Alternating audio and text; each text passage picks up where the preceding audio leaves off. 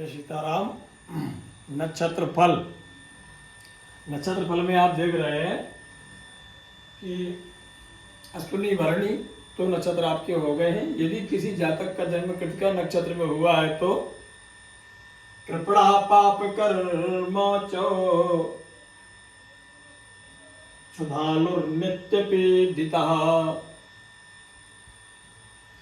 अकर्म कुरुते नित्यं कृत्तिका संभवो नरः। जिसका जन्म कृत्तिका संभवा, कृतिका में संभवा माने जन्म हुआ है, ऐसा नर, ऐसा जातक कैसा होता बोले? कृपणा माने कंजूस, पाप कर्मी। जब ये बड़ा होगा तो इसको पाप करने में ज्यादा मन लगेगा। क्षुधालु, क्षुधालु माने भूखा, ज्यादा जो कह लो कि जल्दी जल्दी भूख लगेगी उसे।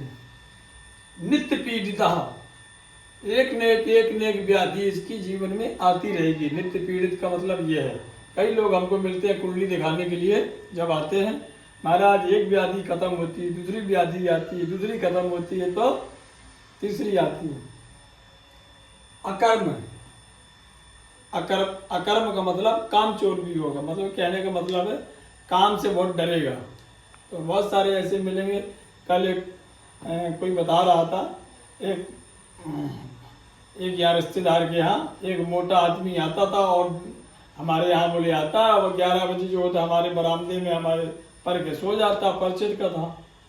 तो जिस घर में वो सो जाता था तो उसने पूछा, कल की चर्चा थी, बोले काय भैया चलो हम तुमको अपने खेत में ले चलते हैं, बढ़िया ट्यूबवेल, बढ़िया टमाटर लगे, बढ़िया फर्स्ट क्लास की सब्जी लगी, वहीं सारी व्यवस्था कर देंगे, आप रहिए। तो बोले काम ही करना होता तो मैं यहाँ क्यों ऐसे क्यों लेटता?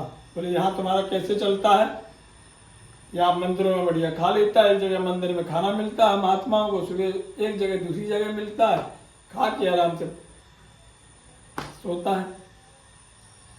तो उस व्यक्ति ने कहा, खूब मोटा ताजा, बोले मुझे काम ही करना होता तो मैं घर न जाता, तुम्हारे खेत में जाने की क्या जरूरत है?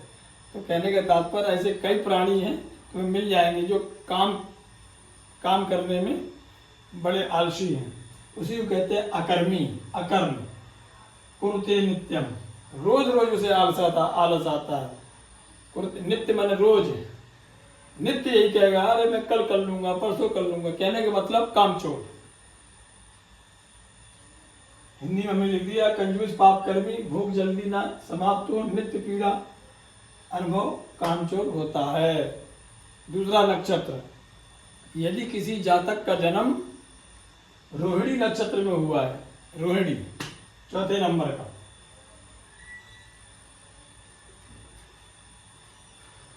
चौथे नंबर का नक्षत्र, ये कृतिका है तीसरा, और ये रोहिणी है चौथा। धनी कृतज्ञो मेधावे नपमान्या प्रियम बदा सत्यवादे स्वरूपश्चा रोहिण्यां जायते नरः।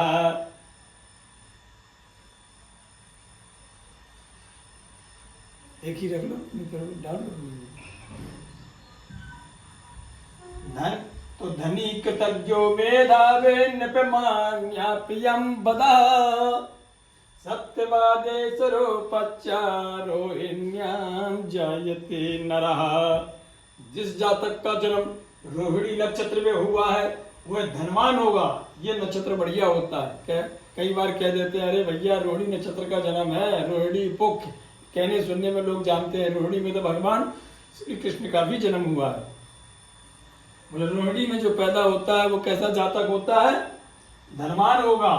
कृतज्ञ मतलब एहसान मानने वाला। दो प्रकार के प्राणी होते हैं, कृतज्ञ, एक कृतज्ञ। कृतज्ञ माने तुम्हारा एहसान ना मानने वाला, और कृतज्ञ का मतलब होता है किसी ने थोड़ा भी अगर उसके साथ एहसान किया, जीवन भर उसका एहसान माने, उसे कृतज्ञ कहते हैं। और कृतज्ञ साधु, जो साधु प्राणी होता है, सज्जन प्राणी होता है, ये लक्षण उसमें पाया जाता है। तो धनी, कृतज्ञ, मेधावी, पढ़ने में होशियार, बुद्धिमान। मेधावी मतलब बुद्धिमान, स्मार्ट कह लो। नृप मान्य माने नृप राजा के द्वारा मान्य मतलब पूजित हो। अब आज के समय में तो राजा है नहीं, या यूं कह लो उच्च अधिकारियों के द्वारा सम्मानित हो। प्रियम बदा, प्रिय वाणी बोलने वाला, जो कटु वाणी नहीं बोले, प्रिय वाणी। प्रियम बदा, सत्यवादी, सत्य बोलने वाला। स्वरूपश्च, स्वरूप च माने और स्वरूपवान, सुंदर मुखाकृति।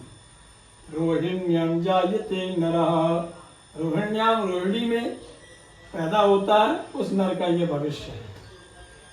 धनवान, कृतज्ञ, मेधावी, राजा से सम्मानित, प्रियवादी, सत्यवादी और सुंदर होता है। इसकी स्क्रीनशॉट ले लो। जय सीताराम।